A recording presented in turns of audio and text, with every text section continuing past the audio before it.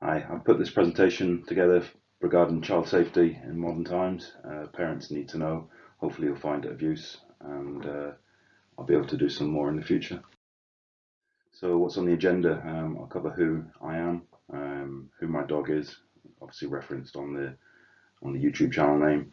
We're going to go into stranger danger and how that's changed, what you should be looking out for, and then some advice and useful links at the end with a conclusion. So who am I? I'm Dale. I've done 22 years in the Royal Air Force Police. I was medically discharged at the start of this year with severe chronic PTSD. For 8 of those years in the Air Force, I was doing digital forensics and incident response. And if you've seen my other video, my first video on the channel, you'll know that I was doing a job that was quite horrendous without any sort of counselling or therapy in place. So over 8 years in total, 2 years of those signed off sick before I was medically discharged. I was dealing with some pretty big demons, and still to this day I'm dealing with it. So this is one of my abilities to try and help with that, is to do this sort of thing. I still work in cyber incident response for a well-known company who luckily have taken me on, and working from home I've been able to carry on doing on the whole a job that I really enjoy. But I do have a really big passion for child safety and online especially, and trying to help educate parents to be able to look after their kids a lot better in an arena that they're probably not very aware of. Day-to-day survival for me is thanks to my amazing wife Colleen, who I call my rock, and my dog Leffy. I call him my pebble, because he looks after me when his mummy's not around to do it. So I very rarely leave the house for obvious reasons, but I do enjoy watching rugby, NFL, bit of UFC, and I like to read books that aren't technical sometimes, just to get me out of that way of thinking. But I know you're all who my dog is, and as I've just mentioned, his name's Leffy, and he starred in my first video. But he's named after my favourite Belgian beer. I spent 5 years stationed in Germany, so I got to know the beers out there. And Leffy is literally a little fire starter. He makes me chuckle in the worst of times. He'll get me out of my bed, make me take him for a walk, and he gets me out into the fresh air, and helps me to work through issues when I might be feeling down. He is definitely the best of wingmen, and he's a very good listener, especially with ears like that. But I can talk to him about things and not worry about damaging him. So he's my excuse for talking to myself, really. So strange danger.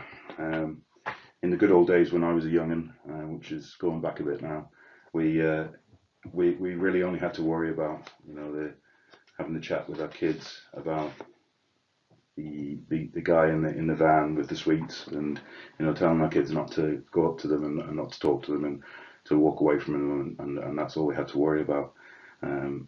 That's obviously still a very overt danger in this day and age. We still have that normal stranger danger, but the problem is that we now have a new generation of stranger who their hunting grounds is the internet, and it's the apps and social media platforms that kids are using.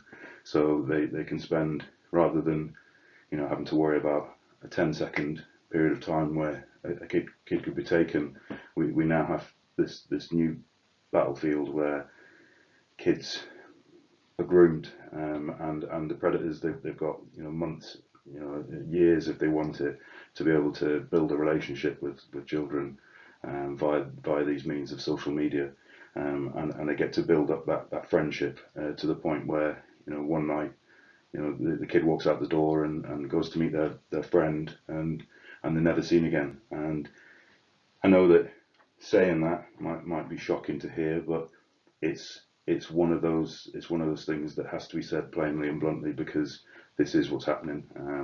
And the old excuse of I don't know what my kid's up to on the internet just isn't good enough anymore.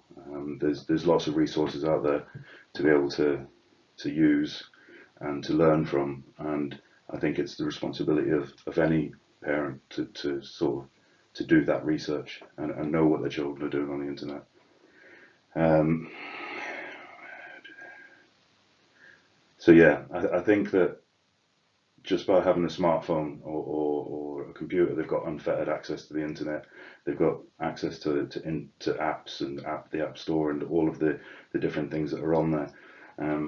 But these are new threats that have come about with technological advancement, and they allow children the ability to throw their social net wider and further than we used to be able to as kids, where we got told to be in when the street lights went out, and once we were inside we were safe. It's not necessarily the case anymore, because there is no boundaries. If they have the phone and they have the access, then someone can be contacting them at any time. It sounds really scary, but there are ways to combat this. There are ways to mitigate against it, which we'll cover in a bit more detail further on. Throughout all of this, I think the biggest thing that I would advise is communication. It's trivial to hide information. I know that more than most, because my job was to find the information that had been deleted or they attempted to cover. So I know it's very easy to hide that information. So if they want to, they will hide their activities from you. But what you need, are supposed to do, is also realise that there's encryption these days. So it's a much easier task to hide things than it used to be. So the scenario that I mentioned at the start is the very same one that we've used for stranger danger in the past. So you used to sit your kids down and have the chat about strangers and not taking sweets off strangers. It's very much the same discussion that you need to have now, but brought into the 21st century. If you're at the point where you're giving your child responsibility to have a phone, then you must be able to trust their ability to tell the difference between right and wrong, and they must have some level of common sense at this point. So having this conversation shouldn't be that difficult. But the principles, as I say, are generally the same. To cover off some of the ones that should be covered is don't talk to a stranger online or in the real world. Don't give out your personal details to anybody you don't know. Don't accept files, images, or click on links from anyone unless they're a trusted source that you know or you as parents have vetted. And don't believe that somebody is who they say they are unless you've met them in person, obviously. But just because somebody says they're 13 and they show you a picture of a 13-year-old, that doesn't mean a thing. That could be a stock image off Google that they've used, and unless you know who they're talking to, it's something to be wary of. Never allow them to arrange to meet someone from the internet, unless obviously you as a parent are involved in that process. Never send pictures or videos of yourself doing something that you know is wrong or doesn't feel right, because the one thing about the internet is once you send something, you lose control of it, and that's it. It's out there for anyone to use how they please. And if anyone was to ask the child to or threaten them to do something, then they should inform an adult immediately. These are all things that we had sort of, or the principles were knocked into us as kids. So it's the same sort of thing. Moving on from that, malware is or as most people know of it, viruses. A lot of people probably don't understand what they are. They hear that term and they think, it's someone who's trying to break into their emails or get onto their Facebook to see their messages, and that's the extent of what some people think is malware. But unfortunately, there's a much darker side to all of that, in that predators, they're using malware to gain remote access to children's devices, children's computers. Not only does that give them access to everything that might be stored on that device, but It includes access to the webcam and the microphone, so they effectively have a listening device then in that child's life. And worse, they have an ability to capture videos and images of that child.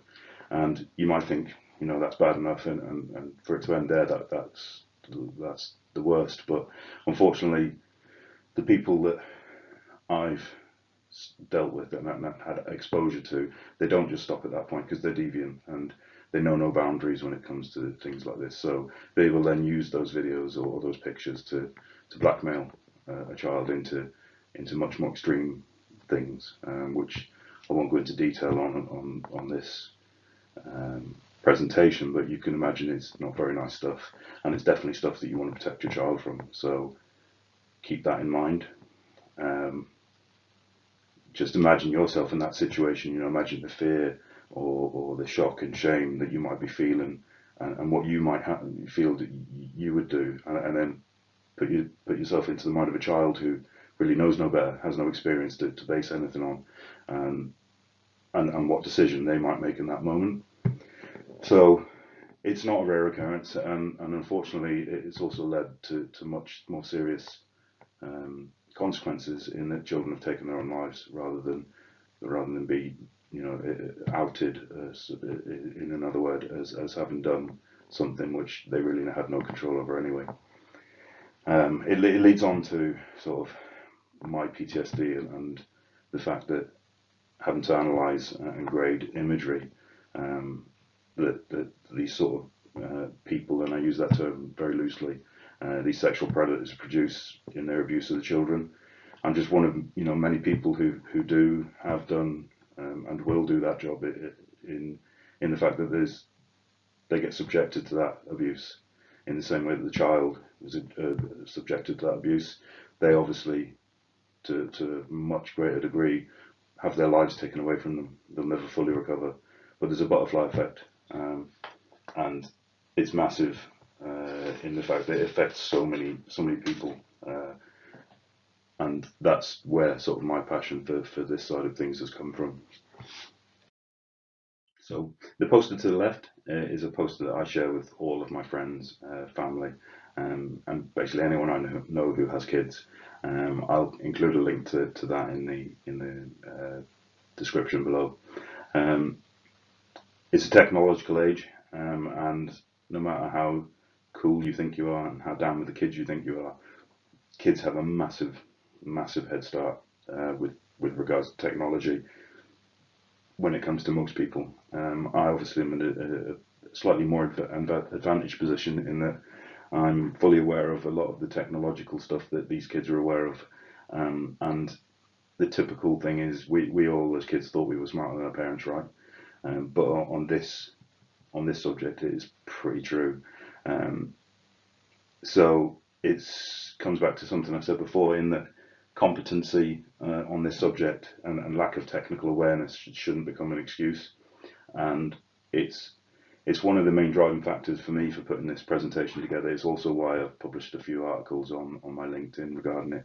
But the main takeaway, regarding for anyone who's viewing this, is that there's a massive community out there of people who work in cybersecurity and areas linked to it, and I'm pretty sure they'll give up 10-15 minutes of their time to chat to you about any subjects or issues that you have regarding this, myself included. If you email me or get in touch with me, I'll gladly answer any questions you have, because we're talking about safety of children, and most people will gladly help when it comes to that.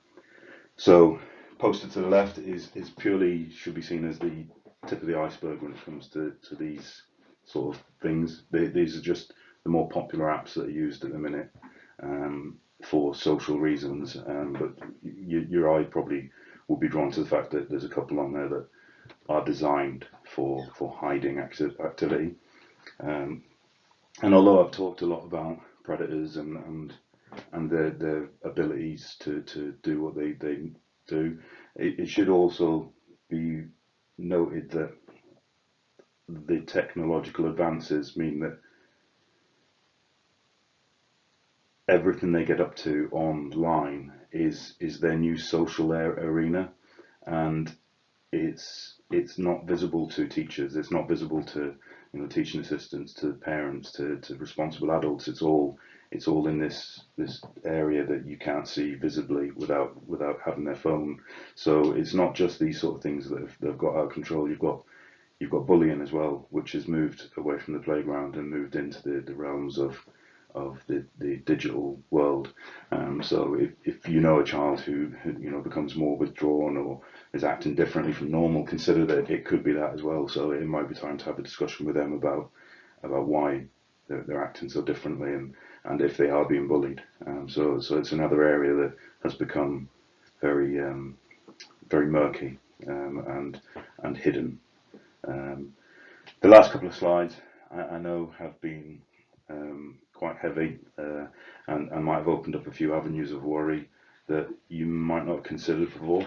But I've always believed that being forewarned is to be armed with the knowledge and tools to mitigate the very worst scenarios from occurring. So I've talked about the worst scenarios and the fact that they do happen, but you can prevent them. You can help prevent them by following a few guidelines or asking questions. A point of note here is that even switched on parents who think my kid's on Instagram or on Facebook or on Snapchat and I have access to their account and I'm a friend on their account so I can see who their friends are and we chat about who to add as friends. That's you have to be applauded. That's brilliant. Taking that level of interest is very good. But also be aware that they might have 2 or 3 other accounts, and they're called spam accounts by the youth of today, and these are accounts that you don't know about, and they will possibly be getting up to things on those accounts that you would be worried about them doing.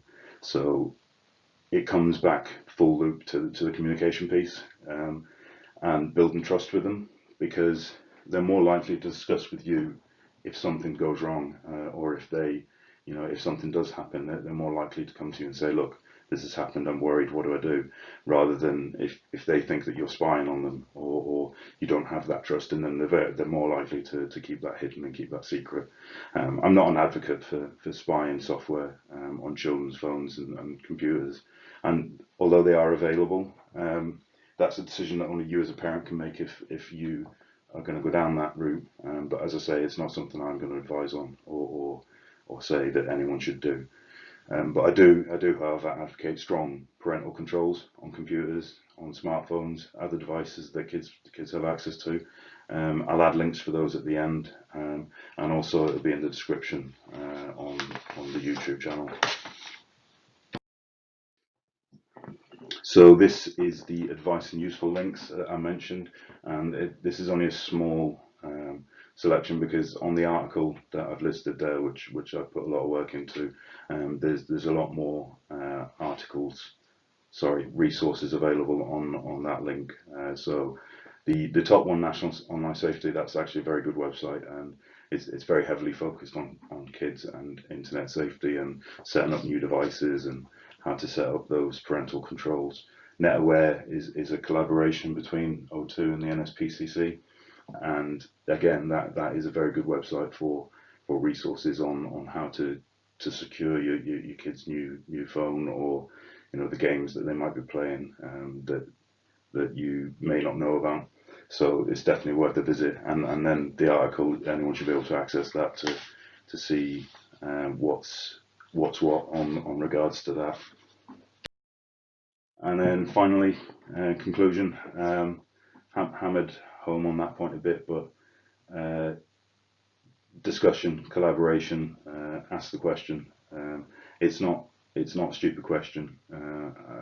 If it's regarding this subject, there definitely is no such thing as a stupid question. Just ask it rather than not ask it and feel like you'd be stupid for asking it. Collaboration is key because nobody knows everything. Nobody knows everything in the technological world, and that's why we all collaborate so heavily with each other. So technology is moving forward leaps and bounds on a daily basis. So the little diagram there to the right is one that I found on a website, and it is quite a good one. I think it it might be hidden behind the camera. So the one on the right there actually says flag up with someone you trust if anything upsets you or if someone asks to meet you offline. And those are points that I touched on at the start. Um, it's it's just normal routine stuff that we've always learned and we've always passed on. It's just about making it uh, a bit more useful in this current day and age. But that's it for this presentation. If there's any comments or questions, please put them in the comments below. Feel free to share and subscribe, and hopefully this has been of use to you as a viewer. Thank you very much.